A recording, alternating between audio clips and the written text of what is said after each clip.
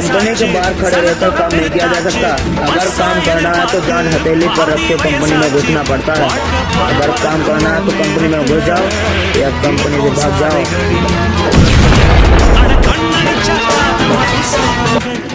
நீங்க கைதட்டுனா ஆட்டோ வரும் சொல்றீங்க, அட கண்ணடிச்சா காதல் வரும் சொல்றாங்க.